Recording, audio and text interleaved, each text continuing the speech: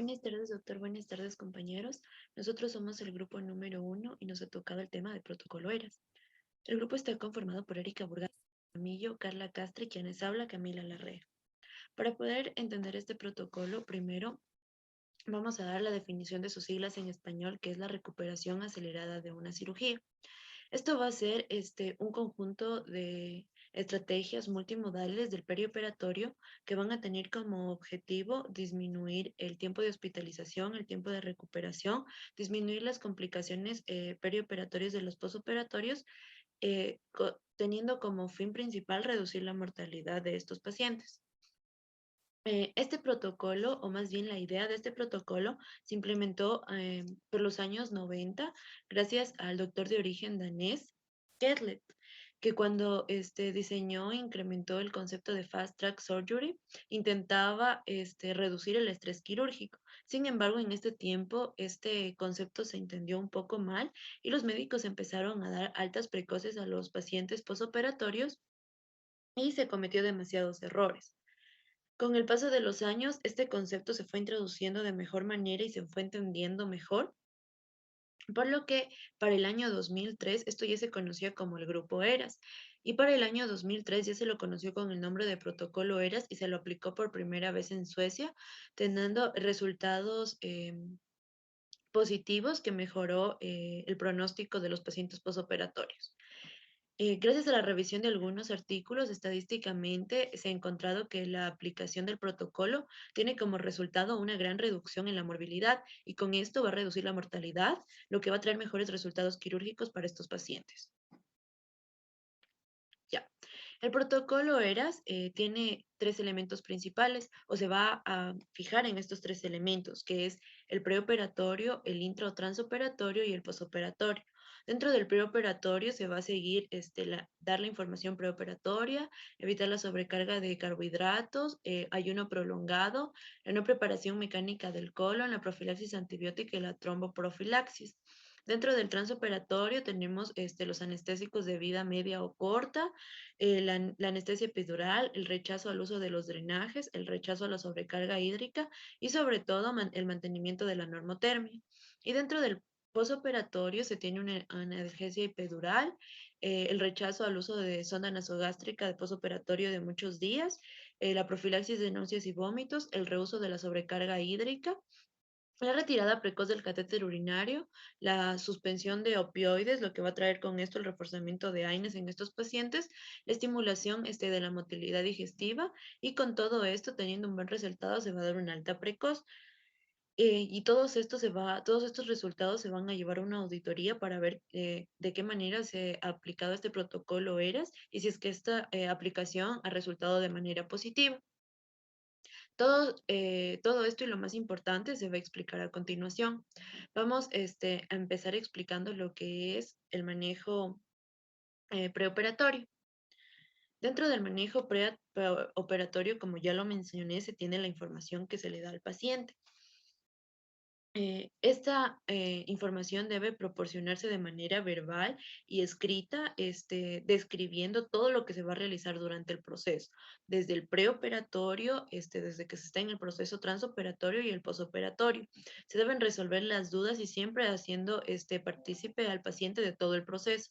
La información y la educación preoperatoria que se le dé al paciente se ha visto que da una mejora satisfactoria en ellos y disminuye la ansiedad y puede llegar incluso a favorecer de manera positiva el control del dolor posoperatorio en estos pacientes.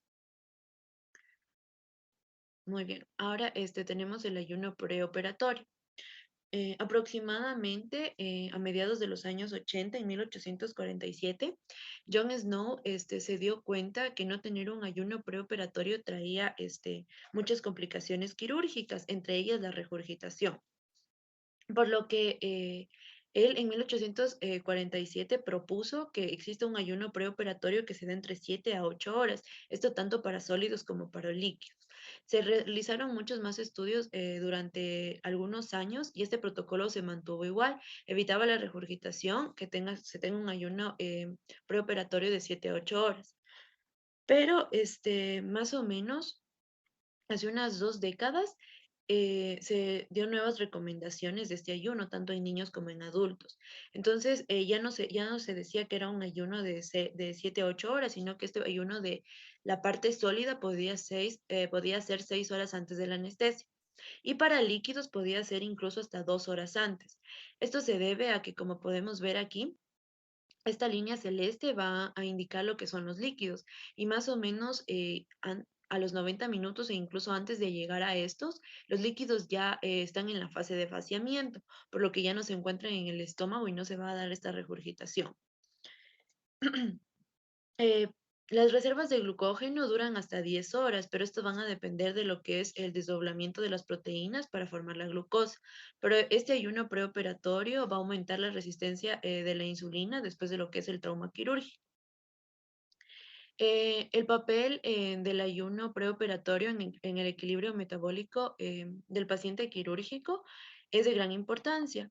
Esto impacta negativamente al bienestar general, aumenta la sed preoperatoria, el hambre y la ansiedad del paciente, aumenta la resistencia de la insulina posoperatoria, aumenta las náuseas y los vómitos posoperatorios y también afecta al funcionamiento de las mitocondrias de las células musculares de las extremidades, tanto inferiores como superiores.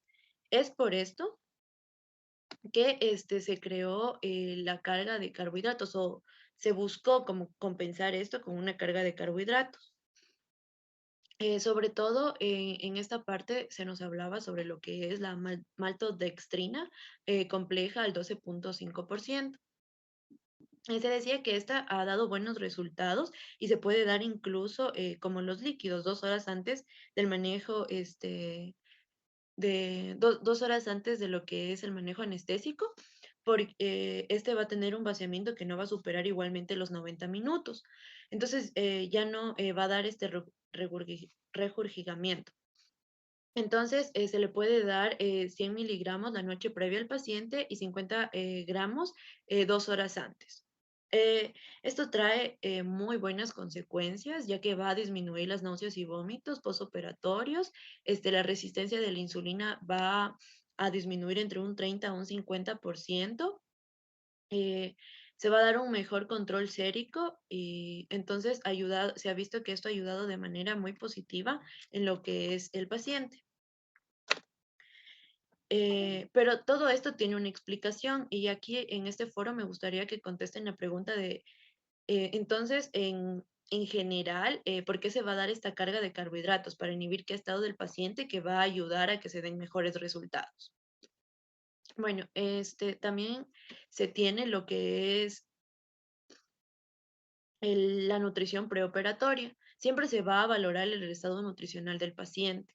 Si es que se tiene un estado nutricional bajo, esto puede aumentar la morbilidad y la mortalidad, incluso tener riesgos de infecciones en lo que es el momento de la cirugía. Por eso, si es que existe un paciente con estado nutricional bajo y se puede dar un retraso de la cirugía de 7 a 10 días, se recomienda esto para dar un tratamiento nutricional preoperatorio que ha funcionado muy bien y se ha visto muchas ventajas para evitar efectos secundarios en el paciente posoperatorio.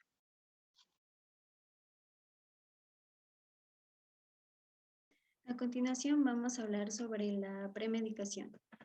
Bueno, dentro de la premedicación nosotros vamos a aplicar la sedación, la cual nos va a servir para un efecto ansiolítico y esto nos va a permitir optimizar el estado hemodinámico del paciente, además de que se va a disminuir los efectos adversos que se pueden presentar. También se va a administrar el midazolam con una dosis de 20 microgramos por kilogramo de peso por vía intravenosa. Dentro de los beta bloqueadores, nos mencionaba que estos se administran ya que van a tener un menor efecto en las catecolaminas y nos van a permitir mejorar la estabilidad hemodinámica en el posoperatorio, además de que estas suelen tener un efecto anticatabólico. Bueno, en el caso de las alfa agonistas, nos mencionaba que estas suelen mejorar la glucemia de los pacientes y también va a existir un menor riesgo de que se presente una isquemia. En el caso de la administración de la dexmedetomidina, suelen aplicarse para la disminución tanto de las náuseas como también de los vómitos. Y finalmente la clonidina. Esta suele administrarse por dos vías. Puede administrarse por vía intravenosa, como también se puede administrar por la vía epidural. Y generalmente este se utiliza para mejorar la analgesia y también reducir el riesgo de que se presente un hilio postoperatorio. Bueno, en el caso del control glucémico nos mencionaba que esta se debe de iniciar en el periodo preoperatorio, ya que si no existe una homeostasis preoperatoria, se puede presentar una hiperglicemia postoperatoria. Y pues al momento de que existe esta hiperglicemia postoperatoria, suele aumentar las probabilidades de que existan infecciones, como también efectos a nivel cardiológico, como también neurológico. Entonces, al momento de que existen este tipo de complicaciones, va a aumentar la morbilidad como también la mortalidad en los pacientes. Y principalmente esto se puede observar en las cirugías cardíacas. Entonces, en el caso de los niveles preoperatorios de la glucosa en sangre que se deben de controlar y mantener en el periodo preoperatorio es de 140 a 200 miligramos sobre decilitro. Y este valor se va a aplicar tanto a los pacientes diabéticos como también a los pacientes que no son diabéticos, ¿no? Y esto, como ya lo mencioné, se debe de mantener durante todo el periodo preoperatorio. En la literatura nos mencionaba sobre el uso de los esteroides en los pacientes diabéticos y pues como segunda pregunta sería, ¿qué ocasionan el uso de los esteroides en estos pacientes? Bueno, en el control de la temperatura, pues es importante conocer que pues nos va a permitir tener un mayor beneficio en la recuperación de los pacientes a nivel postoperatorio, ya que una normotermia va a disminuir la morbilidad de los pacientes y pues se va a lograr empleando dispositivos de calentamiento para de esta manera mantener una temperatura corporal óptima. Entonces, dentro de estos dispositivos de calentamiento tenemos como por ejemplo las mantas, las sábanas de aire caliente, como también las soluciones intravenosas y también la irrigación que generalmente se suelen calentar para que se puedan aplicar a los pacientes y no se suelen usar soluciones que estén frías, ya que esto puede producir un efecto adverso en los pacientes después de una cirugía. Además de estos dispositivos que mencioné, también se suelen usarse lo que son los gases húmedos, como también los gases calientes, húmedos y calientes. Entonces, como lo mencioné, al mantener una normotermia, lo que va a producir son beneficios. Y dentro de los beneficios para los pacientes es de que van a disminuir el dolor, también vamos a evitar el empleo de opioides en los pacientes y también va a existir una disminución de la presencia de náuseas y vómitos en el periodo posoperatorio.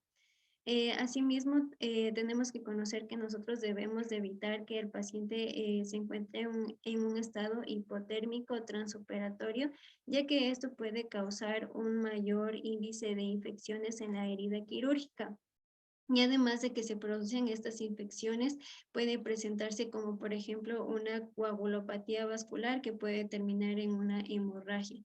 Y también suelen presentarse lo que son eventos cardíacos adversos que pues son producidos por la presencia de hipotermia.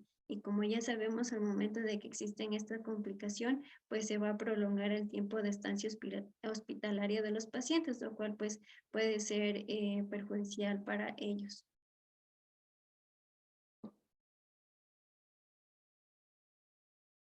En el caso de la preparación mecánica del intestino, pues prácticamente tiene un objetivo. En el caso del objetivo es pues tratar de eliminar el contenido fecal sólido del intestino grueso y de esta manera reducir la carga bacteriana que suele tener.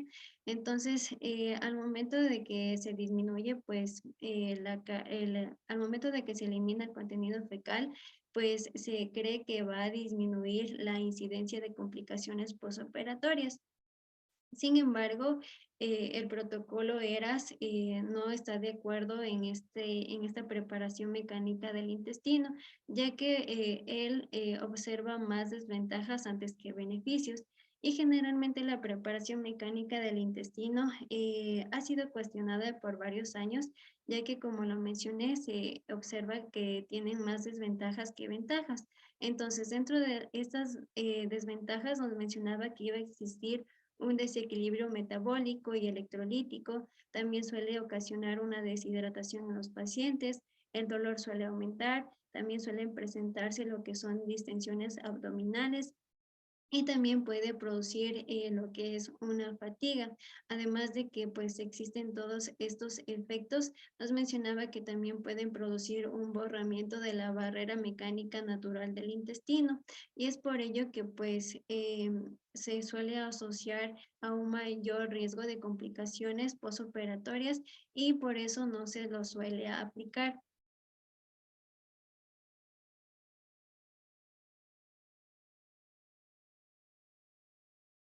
Bueno, dentro de la profilaxis antibiótica, el objetivo de pues, aplicar la profilaxis antibiótica en los pacientes va a ser prevenir la infección del sitio quirúrgico mediante la reducción de la carga de microorganismos, tanto en el sitio quirúrgico, el cual pues va a ser controlada durante y después de los procedimientos que se lleven a cabo. Y bueno, como ya sabemos, al momento de que nosotros aplicamos esta profilaxis antibiótica, va a haber una mayor reducción tanto de la morbilidad como también de la mortalidad de los pacientes. Y también de esta manera se va a reducir la estancia hospitalaria de ellos.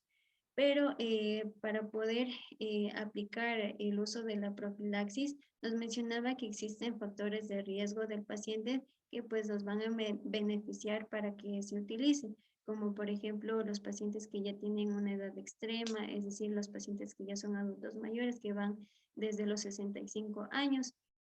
También en pacientes que tienen un estado nutricional deficiente, los pacientes que son obesos, que tienen enfermedades como la diabetes mellitus, los cuales también suelen fumar, infecciones coexistentes, también los pacientes que ya han recibido terapia con corticoides y también pacientes que ya han tenido procedimientos quirúrgicos recientes. Ya. En el caso de la profilaxis antimicrobiana nos mencionaba que, bueno, pues esta se debe de administrar por vía intravenosa de 30 a 60 minutos antes de la incisión quirúrgica como un estándar de cuidado.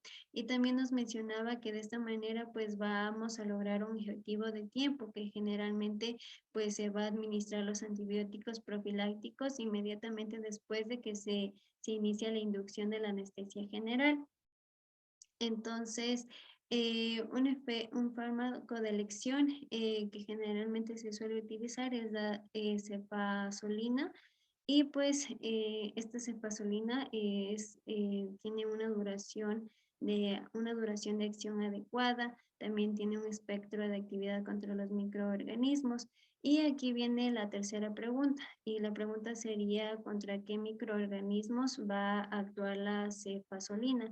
Ya que pues el conocer qué microorganismos actúa, pues nos va a ayudar a responder por qué es el fármaco de elección. Bueno, otro tipo de fármacos que también suelen ser alternativos a la cefalosporina puede ser la vancomicina intravenosa, y también puede ser la clindamicina, que se suele administrar de 600 a 900 miligramos.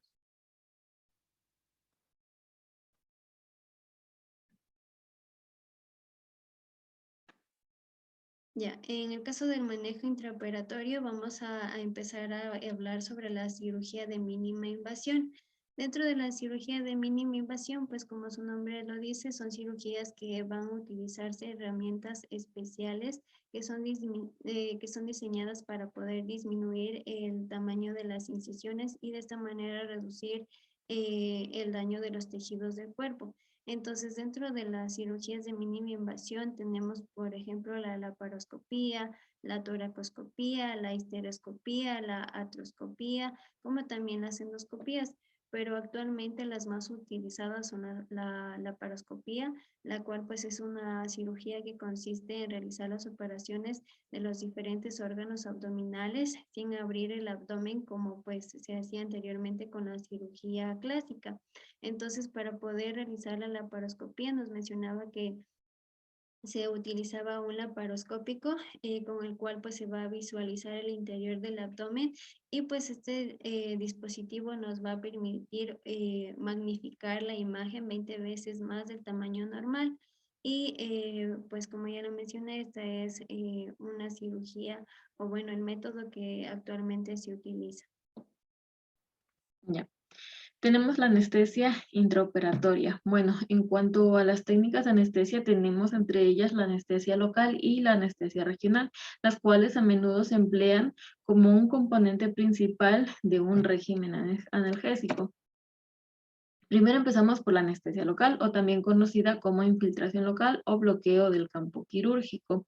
Esta nos menciona que al infiltrar localmente la herida quirúrgica proporcionaremos una mejor anestesia que durará mucho más que la propia duración del fármaco. Por ello, esta técnica se va a utilizar con mucha más frecuencia y específicamente en los planos del tejido peritoneal, también músculo-facial y subdérmico. Por tanto, los cirujanos tienen la posibilidad de colocar los catéteres ya sea directamente en el lugar de la incisión o dejarlos aquí durante varios días. También se puede aplicar en el plano interfacial, como el plano transverso del abdomen, para un mejor alivio del dolor y también después de procedimientos quirúrgicos, abdominales, laparoscópicos o abiertos inferiores, como sería el caso de una histerectomía abdominal total. En cuanto a los bloqueos del plano erector de la columna, estos nos van a proporcionar analgesia tanto somática como visceral. En cuanto a la anestesia regional, bueno, tenemos al bloqueo de los nervios periféricos y específicamente esto para la extremidad inferior es preferible no utilizarlos debido a que suele provocar retrasos en lo que es la deambulación y también la recuperación del paciente. Así como al bloquear los nervios periféricos con una sola inyección, esto no suele ser muy eficaz, ya que estas tienen una duración de acción más corta y puede producir dolor de rebote después de que este bloqueo se haya resuelto. Pero siempre hay excepciones, por ejemplo, en los bloqueos del plexo braquial, en los cuales todavía se utilizan para la cirugía de las extremidades superiores y el bloqueo del nervio ciático popliteo para procedimientos de lo que es el pie y el tobillo. Bueno, tengo acá la primera pregunta que tienen que contestarme en el foro. Y la nombran así, 1A, y responden.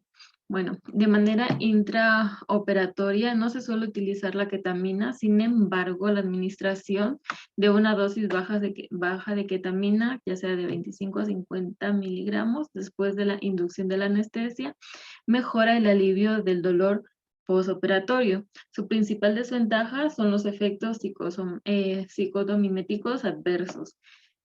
De aquí quiero que me mencionen 3 ejemplos de estos efectos adversos. Solo 3. Y continuamos. Bueno, seguimos con las técnicas de anestesia que nos menciona Leras. Sí. Una de ellas es el Alxai, y bueno, aquí existe una técnica de anestesia local, la cual consiste en la anestesia local combinada, combinando lo que es la sedación y la analgesia intravenosa. Aquí el estudio de la misma en la práctica médica de cirugía demostró tener un menor índice en cuanto a las náuseas y al vómito, así como un menor riesgo de efectos secundarios, entre ellos el estreñimiento, el hilio y la retención urinaria, las cuales suelen ser efectos adversos de los opioides. Ya. Continuando con lo que es anestesia general, tenemos las técnicas de anestesia general según el Leras. Bueno, este tipo de anestesia es de preferencia del cirujano o el anestesiólogo o de ambos. Por ende, debe haber un acuerdo entre ellos de si se aplicará o no, dependiendo de qué tan beneficioso sea el abordaje para el paciente. Es decir, que se debe tomar en cuenta cuáles son todas sus necesidades. De preferencia, la inducción debe ser con anestesia intravenosa total. Y también la administración de Propofol en dosis de 1.5 a 2.5 miligramos por kilogramo de peso ideal. También, como una recomendación, suele ser la administración de la anestesia general, esta que sea balanceada, como el óxido nitroso más un analgésico intravenoso, pero aquí se da un debate y es que todavía no se afirma, pero es importante mencionar, ya que tal vez la anestesia general intravenosa llegue a tener efectos más beneficiosos sobre lo que es la analgesia balanceada, pero es la que más se utiliza. Como una alternativa de analgésicos de corta duración, se puede aplicar el uso de betabloqueadores.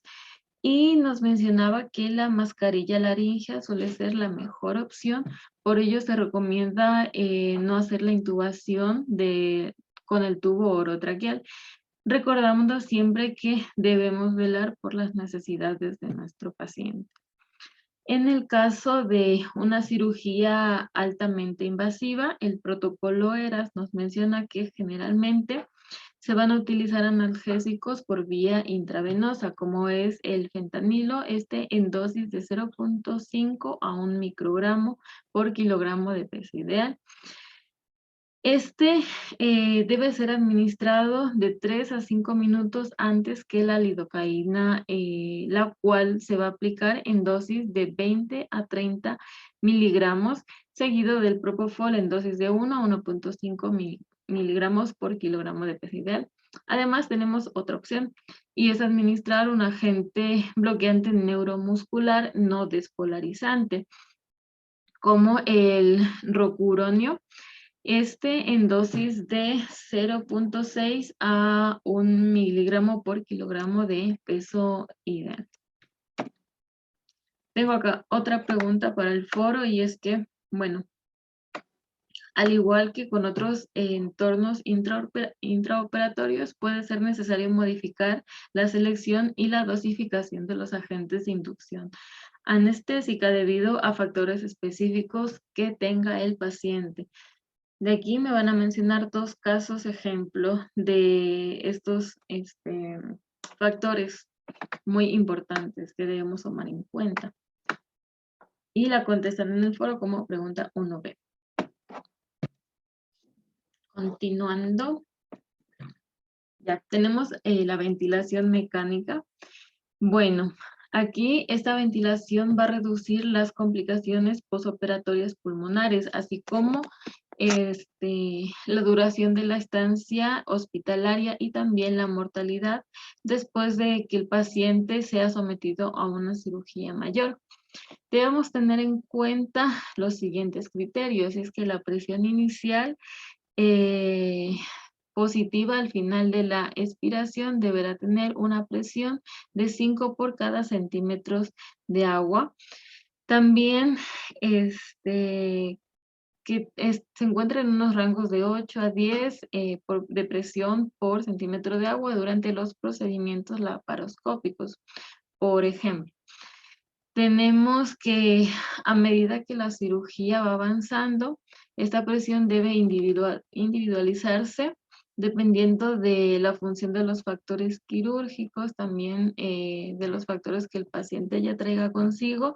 Esto en un intento de evitar la distensión alveolar y la atelectasia. Debemos tener mucho cuidado con los pacientes que son obesos o aquellos que se someten a una cirugía en posición de Trelleborg pronunciada, ya que estos pueden necesitar niveles altos de estas presiones, los cuales deberán ser mayor a 5 por cada centímetro de agua. Es recomendable la realización de maniobras de reclutamiento solo cuando éste esté indicado para así mejorar la oxigenación si es un paciente obeso o ya sea después de una insuflación laparoscópica, así como en la desconexión del ventilador para la aspiración. En cuanto a la profilaxis, tenemos la antiemética y del dolor.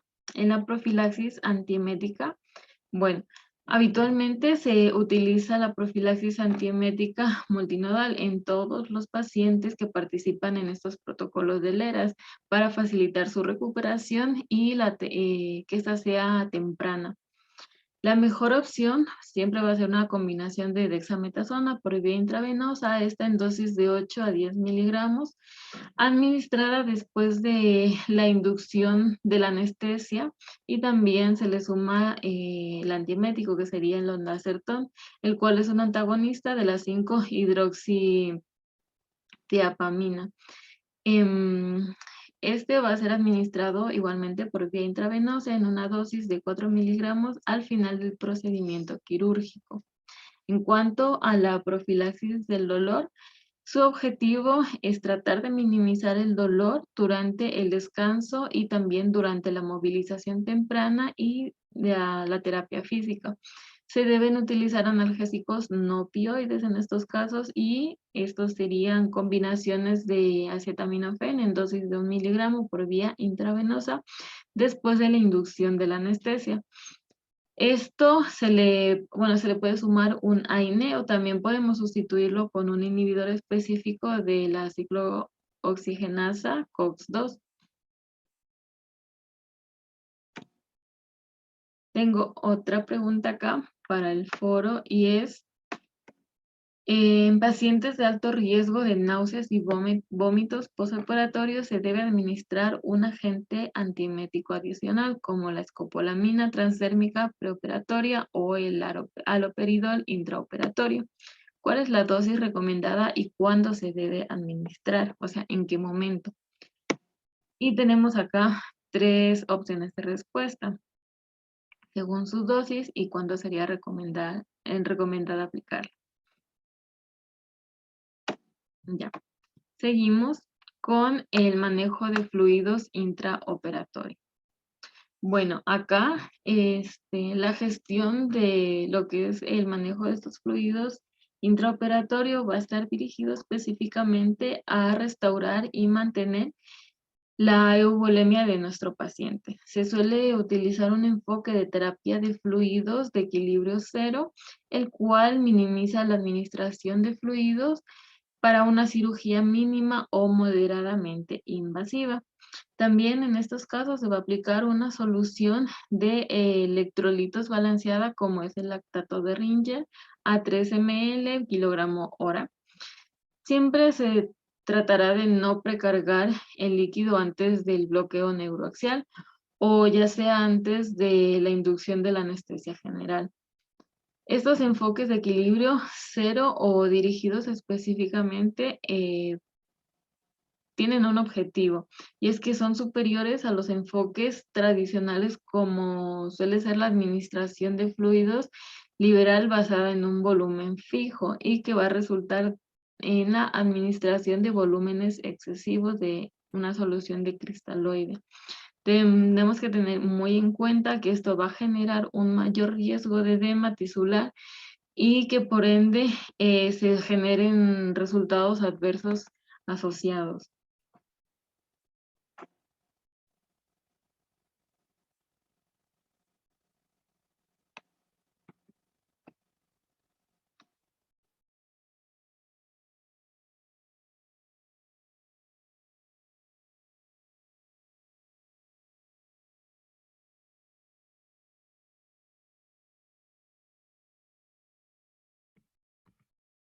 Ya, a continuación vamos a hablar del manejo postoperatorio. Tenemos primero el manejo postoperatorio del dolor. El dolor sigue siendo una de las principales complicaciones después de un procedimiento quirúrgico y es importante controlarlo para el beneficio del paciente. Entonces, en ERAS nos indica que para el manejo postoperatorio del dolor actualmente se utiliza una analgesia multimodal, la cual consiste en la utilización de analgésicos regionales y anestésicos locales y disminuir o erradicar la utilización de opioides. Para el manejo postoperatorio del dolor, en muchos casos está indicada la utilización de morfina, pero esto se debe evitar debido a los efectos adversos de los opioides. Aquí me gustaría que en las preguntas contesten cuáles son los efectos adversos de los opioides. Este, bueno, en los casos en el que el dolor sea demasiado elevado o fuerte, puede utilizarse los opioides, pero antes de esto se va a utilizar lo que es los AINES, sobre todo por vía oral, como el meloxicam, a dosis de 15 miligramos diarios. Y si es que no se puede utilizar la vía oral, se va a utilizar por vía intravenosa ibuprofeno, ketorolaco y acetaminofén. También se ha visto que la analgesia epidural es muy eficiente para el control del dolor y aparte de esto presenta un 40% de reducción de la mortalidad. Luego tenemos la profilaxis antiemética. Dentro de esta tenemos que se va a utilizar la dexametasona y el ondansetron. Luego tenemos la utilización de sonda nasogástrica. La sonda nasogástrica en ERAS nos indica que se debe evitar, sobre todo evitar su uso de manera rutinaria, ya que se ha visto que esto no tiene ningún beneficio. De hecho, en un estudio se evidenció que 1 de cada 20 pacientes que utilizaron sonda nasogástrica no era necesaria su utilización. Sobre todo se debe evitar por los riesgos o complicaciones que implica su uso, como la atelectasia. Aquí también me gustaría que contesten qué otras complicaciones se pueden presentar asociadas al uso de sonda nasogástrica. También la utilización de sonda nasogástrica va a retrasar el inicio de la vía oral y como veremos más adelante es importante iniciar de manera precoz la vía oral. También tenemos que una vez que ya se está utilizando la sonda nasogástrica, está colocada o es necesario, se debe realizar un retiro temprano de esta sonda dentro de 24 horas. Luego tenemos la dieta, la alimentación temprana o nutrición temprana. Es importante comenzar con la nutrición temprana ya que se deben evitar los ayunos prolongados. Esto debido a que estos ayunos prolongados aumentan la resistencia a la insulina, disminuyen el volumen intravascular y van a causar un disconfort no solo en el paciente, sino también en sus familiares.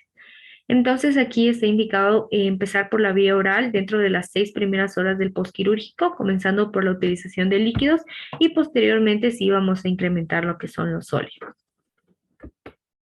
Luego tenemos la movilización temprana y la fisioterapia.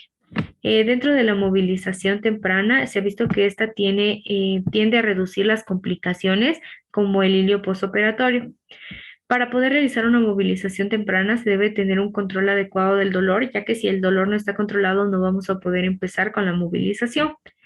También tenemos que plantear la educación tanto al paciente como a sus familiares, ya que se puede tener la idea de que intentar moverse el sillón o empezar a deambular va a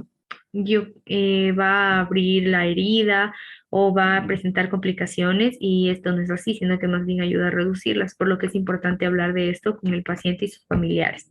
Con el familiar para que le dé un acompañamiento adecuado y el paciente para que se sienta motivado a cumplir con las metas establecidas, las cuales la primera podría ser ir de la cama al sillón y la segunda del sillón al comenzar la deambulación. Luego tenemos la tromboprofilaxis. Dentro de la tromboprofilaxis tenemos que el tromboembolismo es el responsable del 10% de las causas de muerte hospitalaria. Y esto se debe a que después de una cirugía se va a activar un estado protrombótico, el cual asociado a factores como la disminución de la movilidad van a aumentar el tromboembolismo. Aparte de esto, en los casos en los que no se da una profilaxis adecuada, sobre todo después de cirugías ortopédicas, este porcentaje va a aumentar o incrementar de un 40 a 60% de las muertes hospitalarias. Afortunadamente, el tromboembolismo es prevenible por la profilaxis y antes de aplicar esta profilaxis se debe considerar dos cosas, que la profilaxis debe tener un balance con el riesgo de sangrado y que se debe evaluar el riesgo en cada uno de los pacientes para establecer cuáles son las medidas que se va a tomar. Entonces aquí tenemos una tabla que nos presenta los factores de riesgo para tromboembolismo relacionados al paciente y relacionados con la admisión. Aparte de esto, se tiene lo que son scores o escalas, como la escala de Caprini, la cual está validada para pacientes postquirúrgicos. Entonces, en esta escala tenemos que, de acuerdo a cada uno de los factores, se va a dar un valor y el score total es lo que nos va a dar la categoría. Tenemos que si se tiene un score de 0 a 4, la categoría va a ser leve, 5 a 8 moderada y mayor o igual a 9 alta. Cuando el paciente tiene un riesgo alto, se van a tomar medidas. Dentro de estas medidas tenemos que aún no hay un consenso de cuáles se van a utilizar, pero de manera general se podría decir que se pueden utilizar las medias de compresión, también la deambulación temprana y se puede utilizar la heparina de bajo peso molecular y en los pacientes con insuficiencia renal crónica, la heparina no fraccionada. Estos tratamientos se van a utilizar dentro de los primeros 28 días del postquirúrgico. Luego tenemos la prevención del hilio postoperatorio. El hilio postoperatorio es un cese transitorio de la motilidad intestinal. Este se va a clasificar y subclasificar. La clasificación es en prolongado cuando dura más de 3 días en un paciente que ha sido sometido a un procedimiento quirúrgico laparoscópico y más de 5 días en quien ha sido sometido a un procedimiento quirúrgico abierto. También se puede clasificar en primario y secundario. En el primario es el que no está asociado a alguna causa y el secundario está asociado a causas como complicaciones de la cirugía. Luego la subclasificación se va a dar de acuerdo al sitio que se ve afectado. Cuando es una afectación completa, se van a presentar náuseas, vómito e incapacidad de evacuar. Cuando la afectación es solo superior, se va a presentar náuseas y vómito, y cuando es inferior, constipación. Igual aquí tenemos una tabla que muestra los factores de riesgo para el hilio postoperatorio, como lo es la edad, debido a una menor capacidad de recuperación, el sexo masculino por el aumento de la respuesta inflamatoria, el mayor umbral al dolor que ocasiona una liberación de catecolamina, la hipoalbuminemia por el mayor edema y distensión intestinal, también puede ser el uso de opioides, la cirugía abdominal previa, patología vascular periférico pulmonar, cirugía de urgencias de larga duración y el sangrado, transfusión y los estomas.